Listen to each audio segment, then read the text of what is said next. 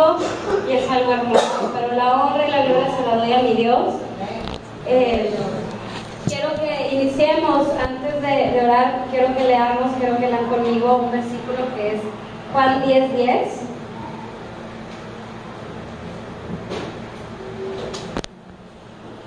Me gustaría que lo leyéramos todos a una sola voz. Cuando lo tengan, se pongan de pie. Amén.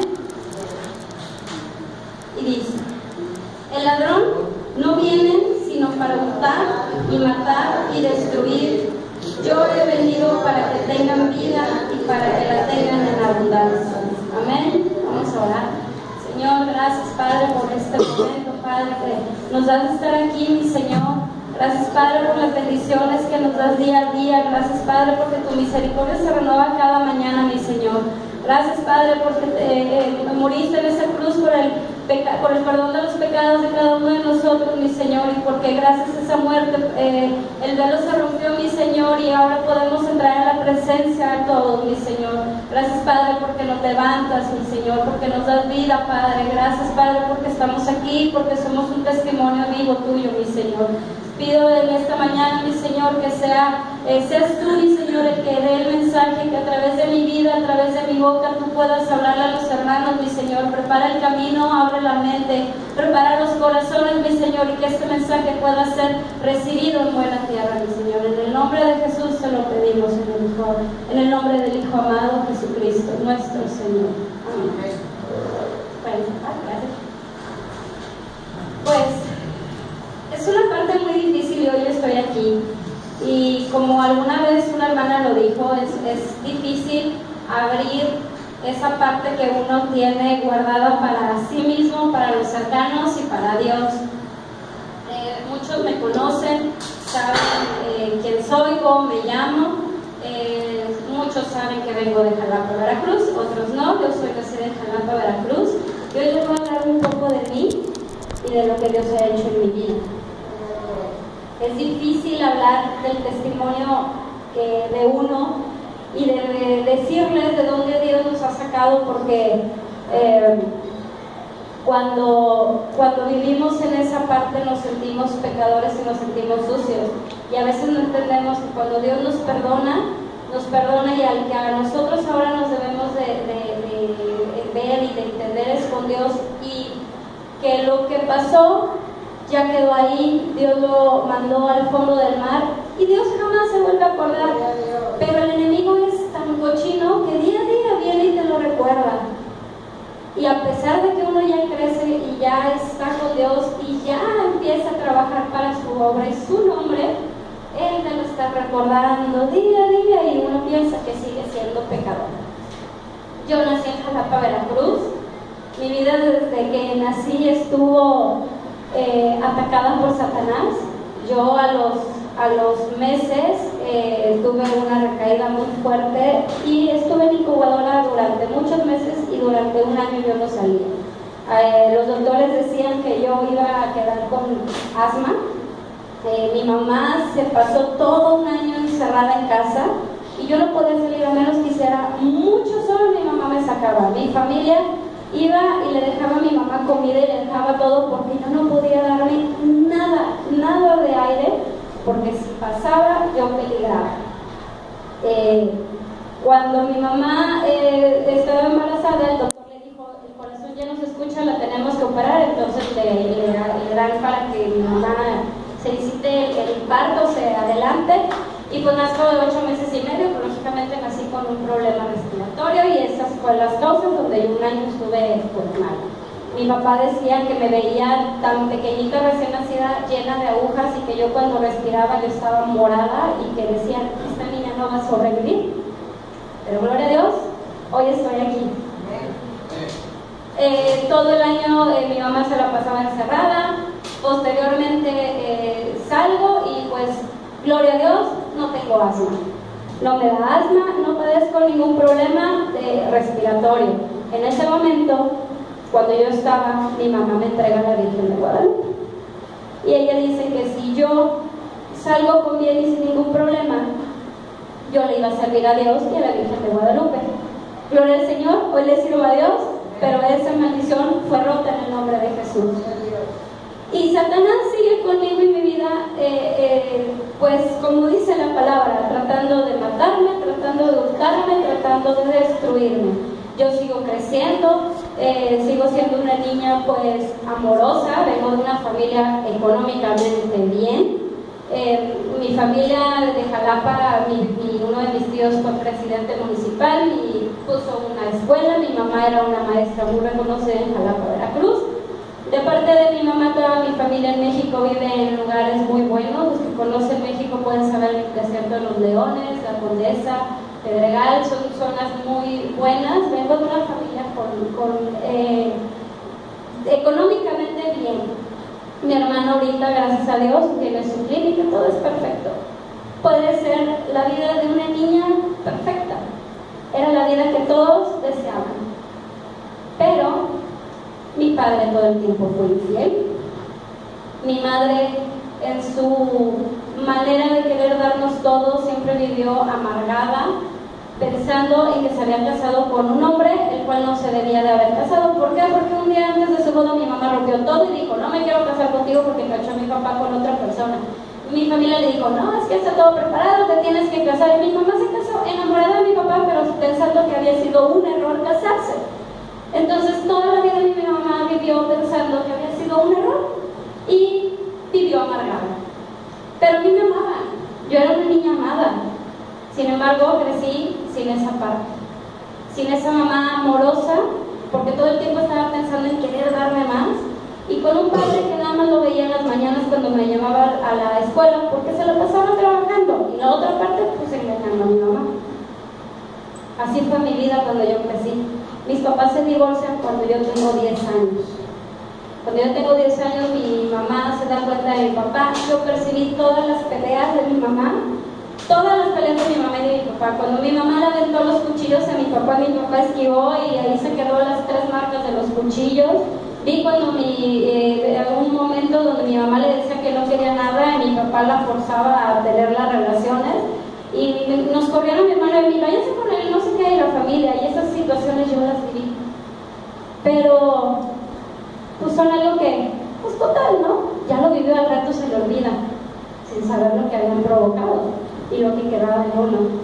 Yo veía todas esas peleas de mis padres que a lo mejor no llegaban a golpes, pero había un pleito familiar en ese momento. Había una falta de respeto entre el hombre y la mujer. Sigo creciendo.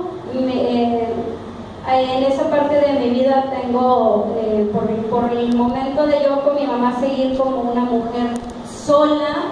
Mi familia, casi toda mi familia de parte de mi mamá son mujeres solas, son dejadas por los maridos o divorciadas. En mi familia todo el tiempo ha reinado el feminismo. Siempre ha estado ahí reinando, donde la mujer dice: nosotros podemos, no necesitamos del hombre. La verdad es que si lo vemos con unos ojos diferentes, es verdad, todas han sacado a sus hijos y todos sus hijos tienen carrera y todas han sido sin un hombre, porque el hombre no apoyaba en nada. Y bueno, esa parte de buscar yo la necesidad, a los 10 años a mí un primo me viola. Yo le digo a mi familia no me cree, mi mamá duda, se hace un problema y pues al final resulta que pues era juego de niños. Era un juego de niños y ahí quedó. Yo traté de hacer menos esos problemas, yo decía no pasa absolutamente nada y yo sigo creciendo, ¿verdad? Ya llega parte de mi momento estar en la primaria, estar en la secundaria. En la secundaria pues yo era una niña X, era una niña delgada, súper delgada, era un palo, no tenía cuerpo, no tenía nada. Y pues era la más delgada y la más X de mis amigas, siempre fui la que hacían menos o la que los hombres pues no pelaban, todos se iban con mis amigas que estaban más de mejor cuerpo, con más atributos, y pues yo era la X, entonces siempre viví pues X, ¿no? Y mi mamá me decía, no pasa nada, un día va a llegar alguien a tu vida, tú eres bonita de corazón y no necesitas al hombre para ser feliz. Y yo crecí con eso en la mente. No necesito al hombre para ser feliz. Qué gran error. Pero bueno, yo crezco así. Vengo de una edad donde el hombre hace daño porque me violaron. crezco con una mente donde mi mamá me decía, el hombre no te hace falta para ser feliz, y yo sigo creciendo. Llego a la prepa, mi mamá se enferma de cáncer y tengo que dejar todo para poder pues cuidarla. Mi familia la cuidaba y estaba, pero no al 100%. Cuando mi mamá se pone más mal, la llevamos al seguro y me dicen, ay, déjala, va a estar bien, vámonos a dormir y regresamos. Y yo dije, a mis 15 años, yo dije, ¿cómo le voy a dejar a mi mamá sola en el seguro social? Y si necesita algo, y no, yo me quedo. Y cuando me quedé en el seguro social, ahí en Jalapa, me acuerdo que estaba dormida y que le agarraba la mano a mi mamá, porque mi mamá, entre su desesperación, se soltaba y se arrancaba las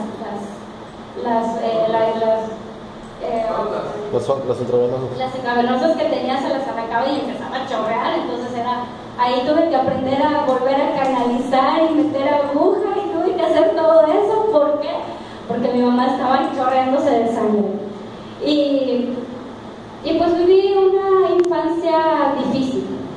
Viví una infancia donde tuve que estar cuidando a mi mamá toda mi infancia, porque mi mamá tenía cáncer de mama.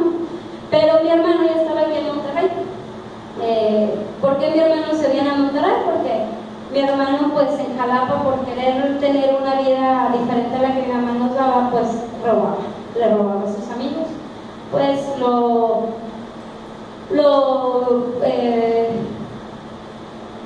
vieron, se dieron cuenta, y pues mi hermano estaba en punto de demanda. Mi mamá lo saca de Jalapa y lo manda a Monterrey. Gracias a Dios que lo manda a Monterrey, porque hoy mi hermano es una persona de bien y entendió que el hacer dinero es diferente, ¿no? Pero lo saca de allá y yo me quedo en Jalapa siendo la hermana del ladrón, la hermana de Julio, la hermana del que robaba, y con una mamá enferma. Y bueno, pues yo no salía, yo estaba, pero con los amigos y todo, yo me la pasaba patinando. Mis amigos me decían, fuma, toma, mira qué padre. Yo empecé a fumar a los 11, yo empecé a tomar a los 12 años. ¿Por qué? Porque mi vida estaba vacía. Necesitaba llenar huecos, muchos huecos. Y me la pasaba en la iglesia católica, me la pasaba sirviendo, me la pasaba dando clases y yendo a cursos y yendo a retiros. Pero salía de ahí y yo seguía tomando y fumando. Yo necesitaba llenar huecos que había en mi vida. Y salgo, mi mamá se enferma, dentro de la enfermedad dice, no le dices a tu hermano, él tiene que seguir estudiando, entonces la que se va a fletar todo eres tú. Y pues bueno, pues lo hice, la cuidé hasta el día de su muerte. Y antes de morir, mi hermano llega a Jalapa, porque pues yo ya no pude más, y le hablé. Dije, oye, ¿sabes que mi mamá se está muriendo? ¿O vienes o qué? Mi hermano deja aquí todo preparado, se va a Jalapa, y mi hermano realmente llegó solamente a ver morir a mi madre. Pero da la casualidad que la culpable de que mi mamá se muriera de mi familia era yo. Yo fui la culpable porque yo no hice nada porque mi mamá se quisiera atender, porque mi mamá decía que no se iba a atender en quimioterapias porque íbamos a sufrir más, y mi familia me culpa a mí que yo no hice nada para que mi mamá se atendiera. Para mí en ese momento yo dije, yo fui la culpable de que mi mamá se muriera.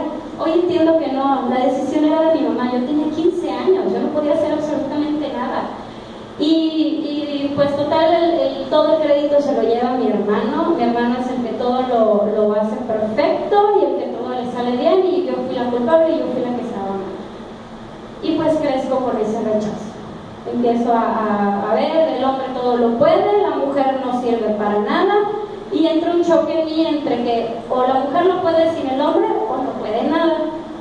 Y empiezo a caer en una autoestima súper baja. Yo me empecé a denigrar como mujer hasta lo más hondo de mi vida.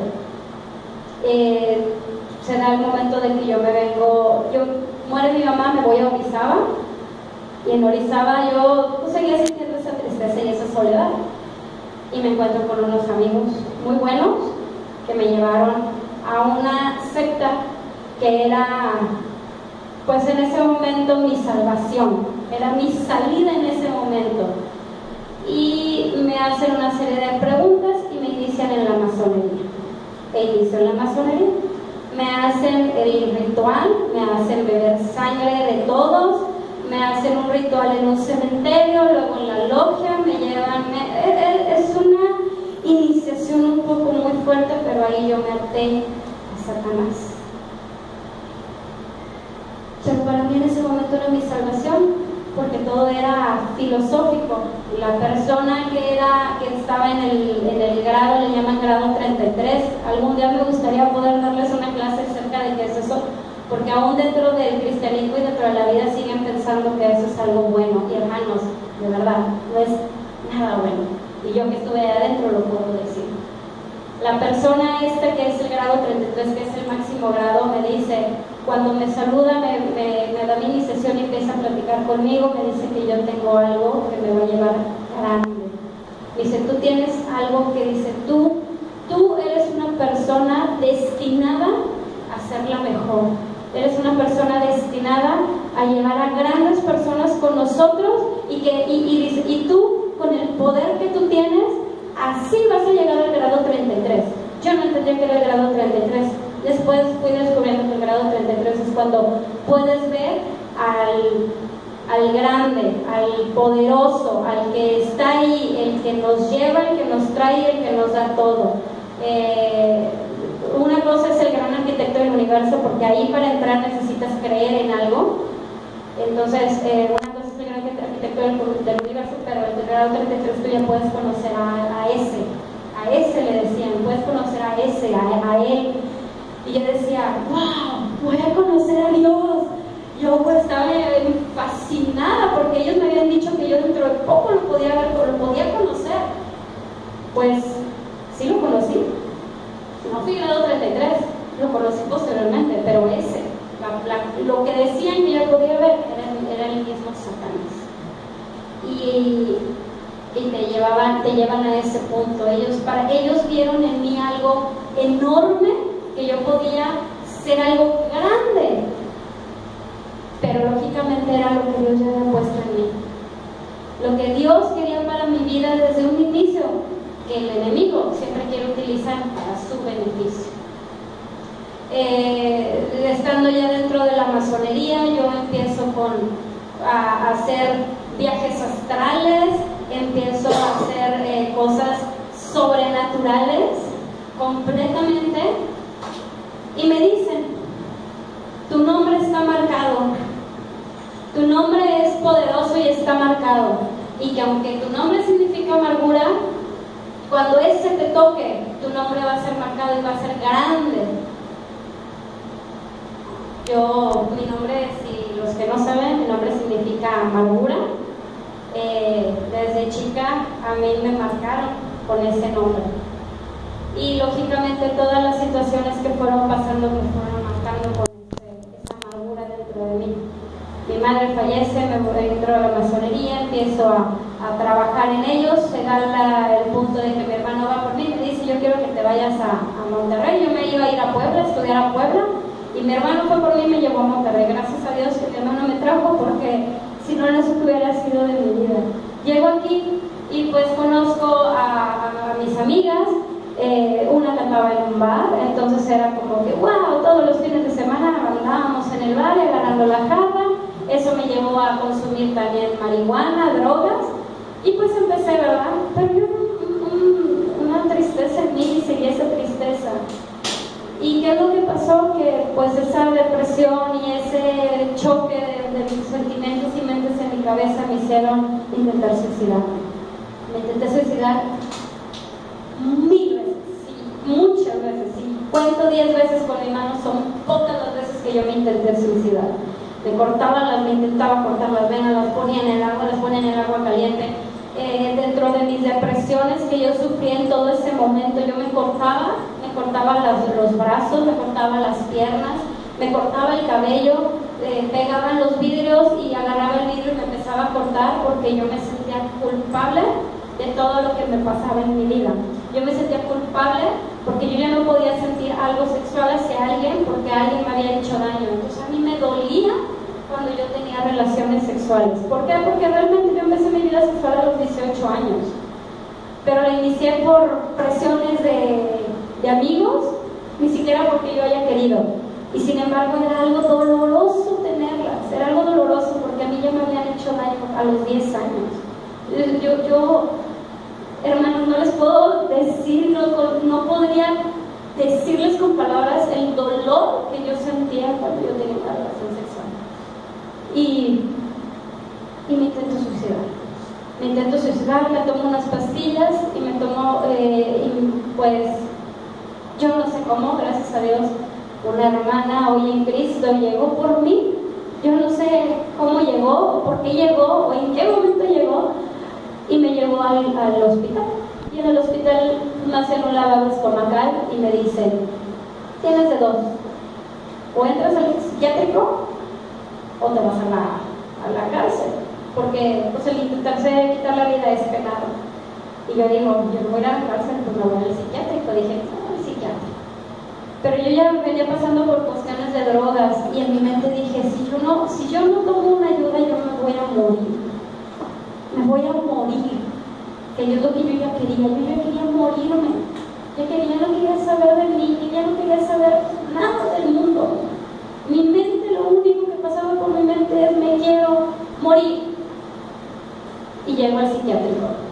En el psiquiátrico estuve 2 meses y pues sí, fui diagnosticada con trastorno bipolar, con trastorno maníaco-depresivo, y pues le dicen, pues tienes que estar llevando un tratamiento. Estaba empastillada y estuve empastillada por mucho tiempo, y mis amigos me decían, ya, tómate la pastillita de la felicidad, porque literal me tomaba la pastillita y yo cambiaba y empezaba a ver caritas felices por todos lados, y todo era hermoso, era bonito. Y yo veía una vida diferente. Mi familia, que es muy católica, me empezó a decir, es que tú necesitas a Dios, es que necesitas encontrarte, y es que debes de ir a la iglesia, porque si no estás en pecado. Y yo, es que ¿por qué? Claro que no. Y yo no entendía que era la iglesia católica, ¿verdad? Definitivamente lo que yo necesitaba era Dios, pero yo no lo entendía.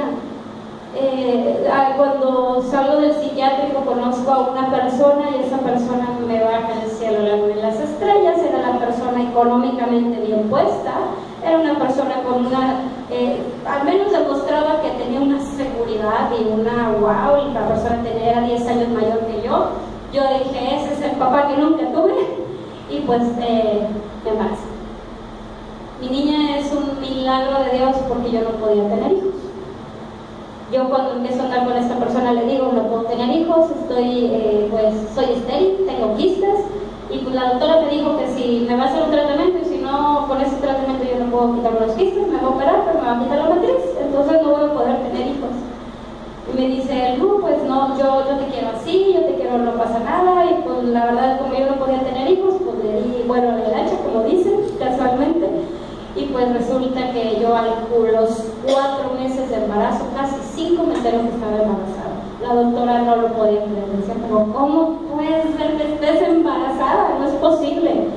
Mi hija nació sana porque durante esos 4 meses yo tomé alcohol como no tienen una idea, lo fumé como no, jamás había fumado, y me drogué como nunca me había drogado. Y gloria a Dios, hoy mi hija está aquí abajo, donde esté, cantándole a Dios con una voz hermosa. Y ahí está mi niña. Pero ¿por qué? ¿Por qué Dios permitió que naciera una niña fuera del matrimonio? Y eran cosas que yo no entendía. Yo decía, pues bueno, me acuerdo que Vero me acompañó y vemos la de sangre positiva. Y me volteé a ver Vero y me dice, ¿qué vas a hacer? Estábamos en el carro, estaba ella, estaba yo, ella iba manejando, me acuerdo. Y me acuerdo que agarré el cigarro y le di un toque súper fuerte, casi me lo acabé de un toque, y lo tiré y le dije, pues la voy a sacar adelante, con o sin hombre. ¿Por qué? Mi mamá me dijo que una mujer puede sin el hombre, y la voy a sacar adelante. El hombre no quiso hacerse responsable, y pues seguí, ¿verdad? Seguí creciendo pensando que esa felicidad había sido llena. Yo ya tenía una niña, yo era feliz. En ese momento era muy feliz. Todo lo que había pasado en mi vida anterior había acabado. Si me habían violado ya no pasaba nada. Hoy tenía una niña. Si mi papá se había divorciado y mi mamá ya no estaba conmigo, no pasaba nada. Yo hoy tenía una niña, alguien de mi familia, de mi sangre. Yo ya tenía familia.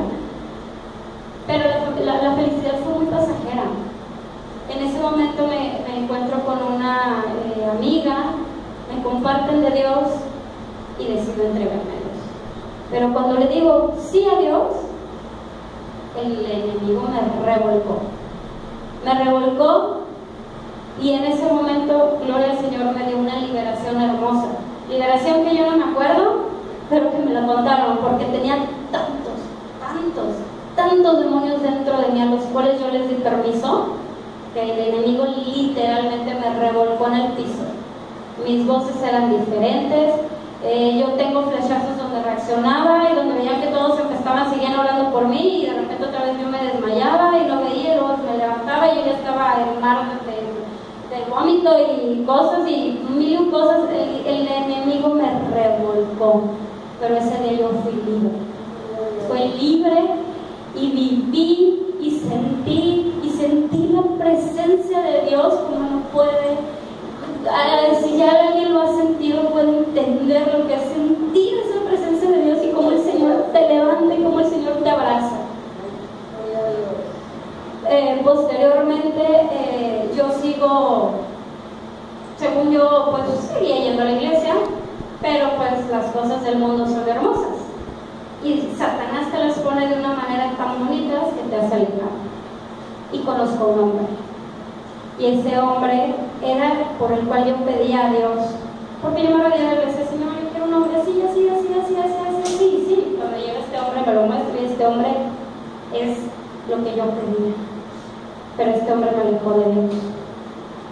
Y me aleja. Al principio fue algo muy bonito. Yo dije, wow, me aceptó por mi hija, me fui a vivir con él. Todo empezó a ser bonito, pero pues lógicamente pasa el tiempo y las cosas se vuelven peores. Yo duré 7 años con esta persona. Durante esos 7 años, al principio fue muy bonito todo. Posteriormente esta persona me hizo cometer cosas desagradables que como mujer me humilló. Situaciones vergonzosas, de las cuales yo platicaba hace poco un poco de este testimonio. Yo decía, realmente el Señor en todo ese momento me cuidó. Aun cuando yo le había dado la espalda, el Señor me protegió de toda y una de las enfermedades venéreas y posibles que pudiera haber. De todo me cuidó mi Señor. La obsesión por este hombre me llevó a querer buscar más eso. Yo me volví enferma en cuanto a lo sexual, en cuanto a los vicios, en cuanto a muchas cosas. Yo me volví enferma. Me llevó a hacer cosas tan sucias que hoy yo pongo a pensar y digo, ¿por qué lo permití? Pero no era yo. Yo no era la que estaba ahí. Satanás estaba empeñado en desgraciar mi vida, en matar y hacer de mí lo peor del mundo, porque el mismo Satanás sabía el potencial tan enorme que yo tengo en el nombre de Jesús, y él lógicamente no iba a querer que yo me entregara a mi Cristo. Y me lleva este hombre a hacer lo peor, y después de eso empiezo yo a necesitar, y era una necesidad lo que yo sentía. Ya no era por gusto, era porque necesitaba. Y en ese momento yo empecé a volver a tomar, y el tomar me llevaba a consumir drogas, porque yo no me podía mantener de pie en los escenarios por tanto alcohol que tenía. Entonces me empecé a drogar con cocaína, y luego ya no me hacía la cocaína a inhalar, entonces me la tenía que inyectar, y ya luego ya no me hacía inyectar, entonces tenía que recurrir a cosas más fuertes. Y el alcohol, el cigarro, el vicio, los hombres me volvió una persona completamente diferente. Me humillé como mujer, me humilló como mujer, me tiró al piso y me arrastró. Y hizo conmigo lo que quiso. Y todo esto fue porque pues yo necesitaba a esa persona que nunca estuvo. Ese hombre que nunca tuve, que mi mamá decía que me hacía falta.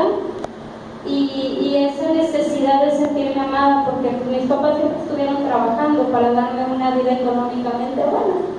Y pues hermano, la verdad es que económicamente me fue maravillosamente bien, pero hubo un vacío que crearon en mí, por buscar esa necesidad de darme dinero y de darme lujos y darme un estudio bueno y algo bueno y lo mejor. Se olvidaron de llenar esa parte de padres e hijos. Y yo me volví esa mujer del mundo, que si en ese momento un hombre hubiera estado, me hubiera visto, simplemente me hubiera hecho menos. Pero hermosamente Dios trabaja de maneras hermosas, y de yo ser la novia de este hombre me convertí en la otra. Terminé siendo la otra, terminé siendo la que cuando él salía de ver a la novia llegaba a mi casa y pasaba porque él todavía me amaba, todavía sentía algo bonito por mí, y yo creía, sí, él todavía me ama como buena mujer, ¿verdad? Y creo a veces muchas cosas de los hombres cuando son inconversos, y ahora yo me fijo y yo digo, ay Señor, perdóname, ¿verdad? Porque si lees la palabra, el hombre que tú tienes para nosotros es alguien totalmente diferente, ¿verdad? A lo que uno piensa y cree. Y crees que ese hombre que te dice, yo voy a estar contigo todo el tiempo y yo te voy a amar, y ahora entiendo que si él no ama a Dios, definitivamente sus palabras son vacías. Y ahora yo me volví a la otra. Entonces él en ese momento me seguía pidiendo que hiciera cosas, y pues yo al momento, al no permitirlas, creaba conflictos. Pero mi necesidad de que no se fuera, yo me acuerdo que yo me ponía y le decía, no te vayas, no me dejes, y pues llegaron los golpes. El hombre me pegó varias veces, yo varias veces fui al hospital por fractura de nariz, me rompió las costillas, moretones, me escondía de mis amigas para que no me viera, ¿verdad? Porque yo era una mujer golpeada. Entonces él, después de todo lo que viví, pues ahora terminaba con una mujer golpeada, y mi necesidad de querer seguir siendo esa persona amada por ese hombre me hacía sentir todo eso. Y salgo embarazada y dice, hey, vamos a estar juntos y vamos a tener un bebé. Al mes y medio empiezo yo con sangrado, y yo le empiezo a pedir a Dios que me conceda el salvar a mi hijo, que me conceda salvarlo,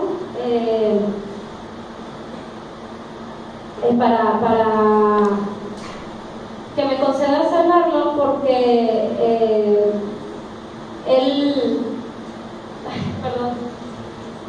yo le pido a Dios que me conceda, porque yo quería que él viviera. Y yo le decía, Señor, concédeme el que mi bebé pueda vivir, y yo te prometo que te voy a servir y te voy a ser fiel de aquí en adelante, siempre, por toda la vida. Y yo se lo pedía y yo me acuerdo que cuando yo iba al baño yo veía que seguía sangrando, y yo, ay Señor, por favor, y yo me arrodillaba y yo decía, dame el milagro de hoy ir al baño y que no haya nada, que ya no tenga nada. Y pues no, yo seguía yendo y seguía sangrando. Y en ese tiempo este hombre, pues yo le dije, oye, pues está pasando esto, esta persona no quiso, ¿verdad? Me dijo, pues ve al trabajo, como quiera todo el tiempo estás sentada, es que no puedes dejar de ir al trabajo. Y yo, pero es que estoy perdiendo el bebé, o sea, me recomendaron reposo. No, pero es que no puedes perder el trabajo, tienes que ir al trabajo, como quiera nunca haces nada, o sea, siéntate y nada más estás sentada. Mi trabajo era estar sentada todo el tiempo, pero pues yo de mi casa vine en el camión, y regresaba en camión.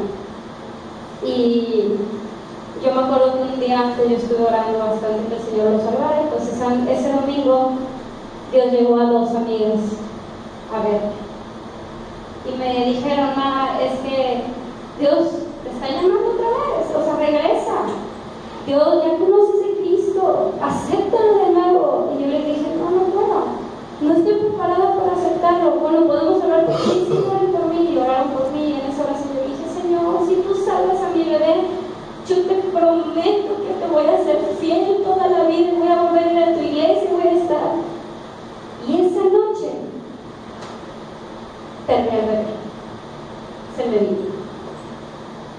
Y al otro día le hablo a Vero, le digo, pues pasa esto, me dice, Vero, doctor, pues ya voy al doctor, el doctor me dice, efectivamente perdiste el bebé, y pues ya está muerto, y pues estás limpia, nada más va a ser un sangrado abundante, pues ya. Y yo me acuerdo que yo salí de ahí yo le hablé a esta persona y le dije, oye, pues ya voy a partir, puedes venir por mí. Y esta persona dijo, estoy trabajando, que en parte no entiendes que estoy trabajando, vete.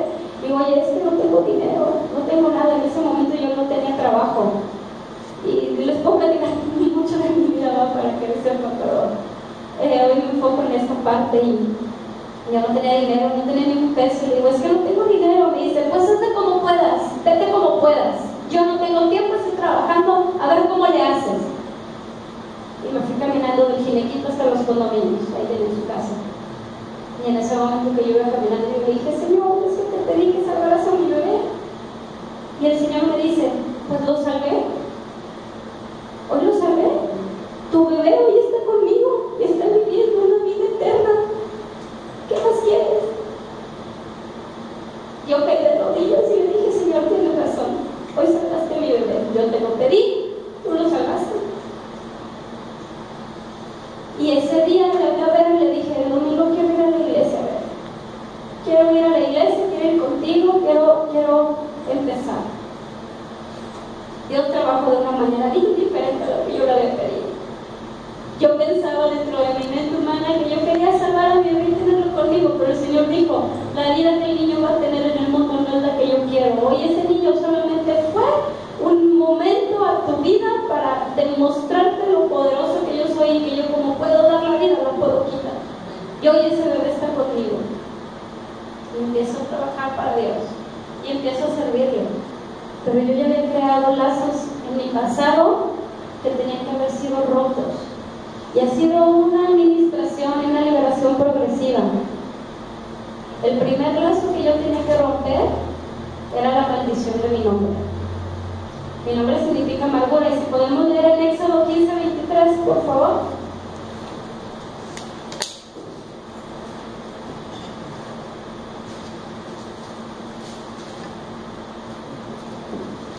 Y dice, y llegaron a Mara y no pudieron beber las aguas de Mara porque eran amargas. Por eso le pusieron el nombre de Mara. Y si nos vamos un poco más abajo, en el 25 dice, y Moisés clamó a Jehová, y Jehová le mostró un árbol y lo echó en las aguas, y las aguas se endulzaron.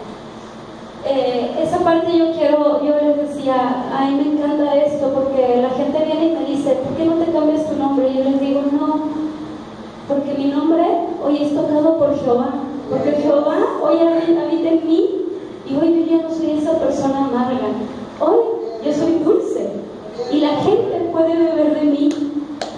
Hoy yo soy herramienta de Dios, y hoy a través de mí, de mi ministerio, de mi testimonio, la gente puede conocer a Dios. Tuve que romper con esto, tuve que romper con todo lo que yo venía arrastrando, porque hermanos, tanto psicológicamente como espiritualmente, mis padres en esa manera hicieron que yo ahora, ahora ya no, gracias a Dios, pero que yo en mi juventud empezara o creyera que es válido que el hombre le pegue a la mujer, o que hay ese tipo de cosas. Crearon en mí el que yo dependiera de un hombre, el que yo odiara a los hombres, el que yo tuviera un resentimiento tan grande que hicieron mi vida amarga. Y hasta hace un tiempo yo era amarga. Mi corazón estaba atado, mi corazón estaba hecho trizas, porque yo no creía, yo estaba y iba con Dios y regresaba y estaba, y yo decía, yo aquí soy donde tengo que estar, pero yo me terminaba alejando, porque ese hombre era hombre, y yo no podía serle fiel a Dios, porque en mí habitaba la infidelidad, porque estaba acostumbrada a que mis papás estaba acostumbrada a que en mi vida habitara la infidelidad, estaba acostumbrada a que en mi vida habitaran los malos, los pleitos, todas esas situaciones, y espiritualmente también estaba el demonio de la infidelidad rondando mi vida. Estaba el demonio de Jezabel, que es el demonio del feminismo, y que ese todos ahorita en el mundo lo tienen. Y rondaba en mí, eso rondaba, y hoy yo no entendía por qué yo quería seguir sirviendo a Dios, pero había algo que no me dejaba, y había algo ahí dentro de mí que no me dejaba. El rencor y el odio hacia los hombres que yo sentía, yo decía, pero ¿por qué? ¿Cuál es la causa de esta situación? Y Dios me lo mostró. Dios me mostró que yo tenía que ser libre, y perdoné a todos, pero ¿saben quién le faltaba perdonar? A mí misma. A mí misma no me había perdonado. Yo seguía en mis pensamientos teniendo esa Mara que había pecado, esa Mara que se había enlodado, y cuando yo quería trabajar para Dios, el enemigo siempre llegaba y me recordaba lo que yo era, y todavía no me perdonaba. Y hasta absurdo es, porque si Dios ya te perdonó, ¿cómo es posible que puedas seguir recordando esas cosas que haces? Y es donde uno tacha de mentiroso a Dios, cuando Él te perdona y tú crees que no. Para mí, hoy entiendo que mi Señor es el que debe de estar en frente de todo. Me ha costado mucho trabajo ponerlo adelante de mis planes, ponerlo adelante de las situaciones. Cuando voy a tener algún proyecto, muchas veces trato de aterrizarlo con mi mente, con mis pensamientos, y se me olvida que todo tiene que ser aterrizado bajo la óptica de Dios. Que a veces uno piensa y hace planes, pero dejamos a un lado a Dios en los planes que tenemos y se nos olvida, y ahí es cuando las cosas puede que salgan, pero van a salir mal al final. Vengo de una familia donde ahorita, si yo quisiera, extiendo la mano y la familia me da, me cambio de casa, me cambio de carro y mi vida se vuelve totalmente diferente, pero el Señor me ha enseñado a ser humilde de corazón. Y me ha enseñado que lo que necesito y lo único que necesito es solamente a Él. Que si yo Él lo tengo, en algún momento Él me va a sacar. Hasta ahorita no me ha faltado nada. Ha sido justo. No me sobreabunda el dinero. La verdad es que no me sobreabunda. Pero sé que si tengo un problema, Él en el más mínimo detalle me lo cumple. Les contaba un testimonio, un momento que estaba yo en Costco y estaba yo comprando cosas, y yo, ay, sí, no me va a alcanzar, bueno, voy a hacer esto. Y en eso pasa una señora con unas palomitas, y las palomitas se me antojaron bastante. Yo, ay, quiero esas palomitas. Y me acuerdo que volteé a ver y dije, bueno, llevo jamón o llevo palomitas, ¿qué le van a nutrir más a mi hija, verdad? Y yo, pues bueno, yo jamón, y dije, no, pero las palomitas para otro día, ¿no? Y me acuerdo que iba caminando, y con mi hija y otro amigo, y me acuerdo que volteé y le dije, papá Dios, quiero palomitas. O sea, fue así mi momento, ¿no? Y mi hija, ¿qué? Y yo, le estoy diciendo a mi papá que me regale palomitas, pero en mi voz chiflada, la verdad. Y yo, papá Dios, ¿qué palomitas? Por así, yo le decía. Y ¿cuál es el punto? Que 2 días después mi jefe llega con una bolsa de palomitas y me dice, mira, ¿te gusta? Te la regalo. Oh, hermanos, me solté llorando, y yo, Señor, mis palomitas. Y el Señor me dio mis palomitas. Y comí palomitas, y les comí de todas palomitas. Y les decía, yo les voy a dar palomitas, pero primero te tengo que contar la historia. Y les conté la historia. Yo llevaba mis palomitas. Pero ¿cómo el Señor ahí? ¿Cómo te dice? En lo poco menos que en lo mucho te daré. El Señor te dice que si tú eres fiel, Él te va a dar, y que no temas y no tengas ninguna situación, cualquier situación que tengas, cualquier situación de estrés, de problemas, de resentimiento, de culpabilidad, de amargura, el Señor te va a librar. Satanás dice que Él viene a matar, hurtar y destruir, pero mi Dios viene a dar vida, y vida en abundancia, hermano, en abundancia enorme. De verdad, yo estoy tan enamorada y tan agradecida con mi Señor, porque su palabra es fiel, y dice en Mateo 5:7 dice que bienaventurados los que lloran, porque pues ellos serán consolados. Mi Señor me consoló, pero ¿saben qué? Yo tuve que dar un paso de fe. Yo tuve que aprender a perdonarme y saber que lo que yo había hecho, Dios ya me lo había perdonado. Y que eso solo iba a venir a servir para testificar a otros y ayudar a otros. que el pasado es bueno cuando en un futuro ayudas a alguien. Pero si tu pasado te sigue trayendo tristeza, te sigue trayendo situaciones a tu vida que no son favorables, entonces realmente no has sido sanado y no has sido liberado de esa parte. ¿Qué falta para que te liberes? ¿Qué falta para que tu vida esté libre completamente? Yo no lo sé. A mí Dios me dio un momento de oración y yo pude entender dónde tenía que ser libre. Y aún me falta. Aún me faltan muchas áreas en mi vida que mi Dios me tiene que liberar. Yo no sé ustedes si tengan todavía una parte de su vida que tenga que ser libre. Algo que Dios todavía no haya en esa parte puesto atención. Dios lo sabe todo, hermanos. Pero si ustedes no se lo dicen a Dios, Dios no va a poder hacer nada.